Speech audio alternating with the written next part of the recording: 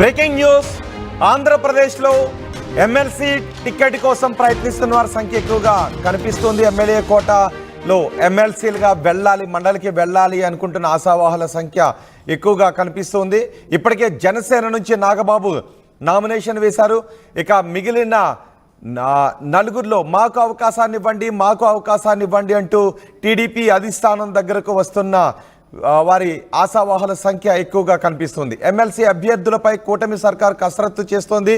రేపు నామినేషన్లకు తుది గడువు, 10వ తారీఖు నామినేషన్లకు ఆఖరు తేదీ. రేపే గడువు సమీపిస్తున్న నేపథ్యంలో ఆశావాహుల సంఖ్య ఎక్కువగా కనిపిస్తూ ఉంది.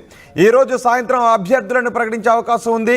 ఇప్పటికే జనసేన నుంచి నాగబాబు నామినేషన్ దాఖలు చేశారు.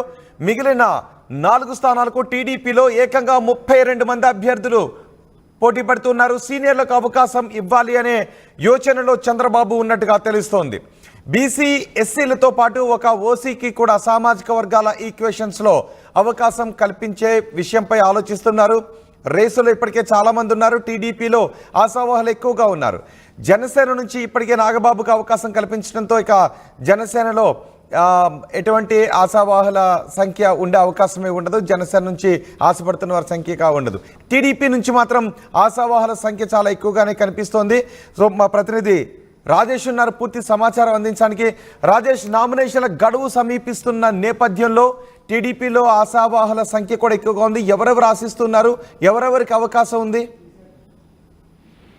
ఆశావాహన సంఖ్య ఎక్కువ సంఖ్య పెద్దగా ఉన్నప్పటికీ తెలుగుదేశం పార్టీ అధినేత చంద్రబాబు, లోకేష్ కసరత్తు దాదాపుగా చేసినటువంటి కసరత్తు కొలికి వచ్చింది. సాయంత్రం 4-5 గంటలకల్లా పూర్తి స్థాయిలో అభ్యర్థులకు సంబంధించినటువంటి లిస్టును ప్రకటించే అవకాశం అయితే కనబడుతుంది. ముఖ్యంగా అంటే సామాజిక సమీకరణాలే ప్రధాన ఎజెండాగా తీసుకోబోతున్నారు. రెండోది సీనియారిటీ. అంటే మనం శాసన మండలిని చూస్తున్నాము. కూటమి ప్రభుత్వం అధికారంలోకి వచ్చిన తర్వాత శాసన మండలిలో ఆ పార్టీకి కొంత బలం లేకపోవడంతో కొంత ప్రతిపక్ష వైసీపీ సభ్యుల్ని ఫేస్ చేయడం కొంత ఇబ్బందికరంగా మారుతుంది. ముఖ్యంగా బొత్స సత్యనారాయణ సీనియర్లు కానీ మండలిలో ఉన్నటువంటి ఇతర వైసీపీ నేతలు కొంత దూకుడుగా వ్యవహరించడం, ప్రభుత్వాన్ని ఇరుకుని పెట్టే ప్రయత్నం చేస్తున్న సందర్భంలో కేవలం నారా లోకేష్ లాంటి వాళ్ళు, లేకపోతే వగరబూడి అనిత లాంటి కొంతమంది మంత్రులు మాత్రమే వాళ్ళని అటాక్ చేయగలుగుతున్నారు, వాళ్ళని ఫేస్ చేయగలుగుతున్నారు. కానీ మండలిలో ఉన్నటువంటి టీడీపీ కూటమి ఎమ్మెల్సీలు ఎవరు కూడా వాళ్ళ ప్రతిపక్షాన్ని ఎదుర్కొనే పరిస్థితి లేదు. ఈ నేపథ్యంలో మండలిలో అనుభవం ఉన్న రాజకీయాల్లో కొంత అనుభవం ఉన్నటువంటి సీనియర్లకి ఈసారి పెద్దపీట వేయాలని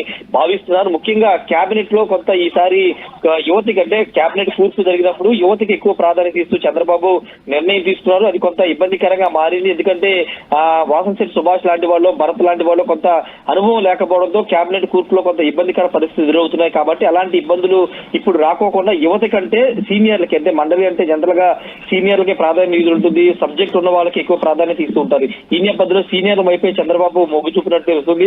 దానిలో భాగంగానే పార్టీలో పనిచేసినటువంటి సీనియర్లు, రెండోది సామాజిక సమీకరణలు, ఒక బీసీ, ఎస్సీ, మైనారిటీ, అదేవిధంగా చౌదరి లేదా కాపు, ఈ కమ్యూనిటీ బేస్ చేసుకుని 4 సీట్లని ప్రకటించబోతున్నారనేది మనకు అందుతున్న సమాచారం. ఇప్పటికే కసరత్తు దాదాపుగా పూర్తయినటువంటి పరిస్థితి. ముఖ్యంగా బీసీ సామాజిక వర్గానికి సంబంధించి చూస్తే కనుక నెల్లూరు జిల్లా చెందినటువంటి బీద రవిచంద్రకి పేరు దాదాపుగా ఖరారైంది. వాటితో పాటుగా ఇక ఎస్సీ సామాజిక వర్గం చూస్తే కనుక మాజీ మంత్రి పీతల సుజాత, మాజీ మంత్రి జవహర్, వీళ్ళిద్దరి మధ్యనే దోబూచులాడుతున్నారని చెప్పాలి. ఇద్దరు కూడా ఎస్సీ కమ్యూనిటీ చెందిన వాళ్ళు. ఒకళ్ళు ఎస్సీ మాల అయితే ఒకళ్ళు ఎస్సీ మాదిగా. కాబట్టి వీళ్ళిద్దరిలో ఒకరికి దాదాపుగా ఎస్సీ కోటా నుంచి ఎమ్మెల్సీ అభ్యర్థిగా ఖరారయ్యే అవకాశం కనబడుతుంది. ఇక కమ్మ సామాజిక వర్గాన్ని చూస్తే కనుక కొమ్మాలిపాటి శ్రీధర్, ఇంతకుముందు పెదకూరపాడు ఎమ్మెల్యేగా పనిచేసి ప్రస్తుతం పల్నాడు జిల్లా పార్టీ అధ్యక్షుడిగా పనిచేసిన కొమ్మాలిపాటి శ్రీధర్ తో పాటు కృష్ణా జిల్లా సంబంధించినటువంటి సీనియర్ నేత మాజీ మంత్రి దేవినేని ఉమామహేశ్వర పేరు కూడా బలంగా వినబడుతుంది. వాటితో పాటు అనంతపురం జిల్లా సంబంధించినటువంటి ప్రభాకర్ చౌదరి పేరు కూడా వినబడుతుంది. అయితే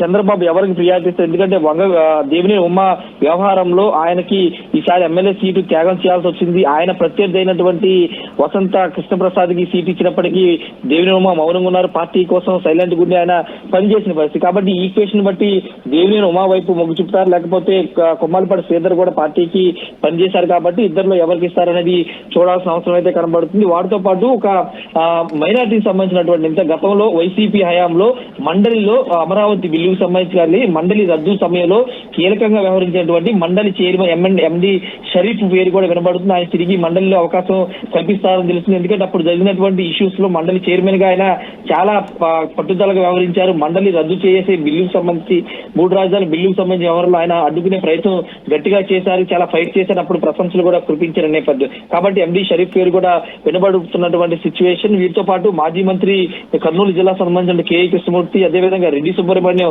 మండలి డిప్యూటీ చైర్మన్ పనిచేసినటువంటి తూర్పుగోదావరి జిల్లా రెడ్డి సుబ్రహ్మణ్యం పేరు, అదేవిధంగా వైసీపీలో ఎమ్మెల్సీగా పనిచేసిన తర్వాత టీడీపీకి వచ్చినటువంటి జంగా కృష్ణమూర్తి ప్రస్తుతం టీడీపీ జంగా కృష్ణమూర్తికి ఇచ్చే అవకాశం ఉందా? జంగా కృష్ణమూర్తికి ఇప్పటికే ఆయన టీటీడీ బోర్డు మెంబర్ గా తీసుకున్నారు, కానీ ఆయన వైసీపీకి రాజీనామా చేసి టీడీపీలోకి వచ్చారు కాబట్టి ఇంకొకసారి అవకాశం ఇవ్వమని అడుగుతున్నారు.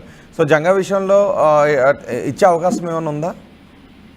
జంగా కృష్ణమూర్తికి ఇచ్చే అవకాశం లేదు. ఎందుకంటే ఆయన సామాజిక వర్గానికి సంబంధించిన వాళ్ళు ఆల్రెడీ మంత్రులుగా ఉన్నారు, ఎమ్మెల్సీలుగా ఉన్నారు కాబట్టి ప్రస్తుతం ఆయనకి ఆల్రెడీ టీటీడీ బోర్డు మెంబర్ అది కీలక పదవి ఇచ్చినప్పుడు ఇంకా అదనంగా 2వ పదవి అనేది ఇచ్చే అవకాశం లేదు. కాబట్టి జంగా కృష్ణమూర్తి పేరు అయితే ప్రస్తుతానికి పరిశీలనలో లేనట్టు తెలుస్తుంది. కాబట్టి బీసీ సంబంధించినటువంటి బేదా రవిచంద్ర వైపే అధిష్టానం మొగ్గు చూపే అవకాశం కనబడి దాని ప్రధాన కారణం ఏంటంటే పార్టీకి ఎన్నో సంవత్సరాలుగా పనిచేయడం, రెండోది పార్టీలో అటు నారా లోకేష్ దగ్గర నుండి చంద్రబాబు అందరితోనూ పరిచయాలు కలిగినటువంటి బేదా రవిచంద్రకి దాదాపుగా సీటు ఖరారయ్యే అవకాశం కనబడుతుంది బీసీ సామాజిక వర్గం. ఇక ఇంతకుముందు చెప్పినట్టు కమ్మ సామాజిక వర్గం, కాపు సామాజిక వర్గం నుండి కూడా వంగవీటి రాధా పేరు బలంగా వినబడుతుంది. ఎందుకంటే వంగవీటి రాధా 2019లో టీడీపీలో చేరినప్పటి నుంచి ఆయన పోటీ చేయలేదు, మొన్న ఎన్నికల్లో కూడా పోటీ చేయలేదు. ఆయనకి ఎమ్మెల్సీ ఇచ్చి మంత్రి పదవి ఇస్తారని తెలుస్తుంది. కానీ ప్రస్తుతం ఇప్పుడు కాపు సామాజిక వర్గాన్ని జనసేన నుండి నాగబాబుకి ఆల్రెడీ కాపు సామాజిక వర్గం ఉన్న 5 స్థానాల్లో ఒకటి జనసేన నుండి కాపు సామాజిక వర్గానికి సంబంధించిన నాగబాబు ఇచ్చారు కాబట్టి మళ్ళీ ఇంకొక కాపు సామాజిక వర్గానికి సంబంధించి వంగవీటి రాధాకి ఇస్తారు, లేకపోతే అది జనసేన కోటా కాబట్టి టీడీపీ కోటా నుంచి రాధాకి కాపు సామాజిక వర్గాల నుంచి ఇచ్చే అవకాశం ఉందని ఒక ప్రచారం అయితే నడుస్తుంది. కానీ దాని మీద క్లారిటీ అయితే రావాల్సి ఉంది. ఏదేమైనప్పటికీ ఒకవేళ దేవినేని ఉమాకి కూడా ఇస్తే ఇద్దరికి ఒకే జిల్లాకు సంబంధించినటువంటి ఇద్దరికి ఇచ్చే అవకాశం ఉంటుంది. కాబట్టి ఆ ఈక్వేషన్ కూడా చూసుకున్న తర్వాతే పేర్లు అయితే ప్రకటించే అవకాశం ఉంది. రోహిత్ రైట్ రాజేష్, ఎమ్మెల్సీ అభ్యర్థులపై కూటమి సర్కార్ కసరత్తు చేస్తోంది. రేపు నామినేషన్లకు తుది గడువు.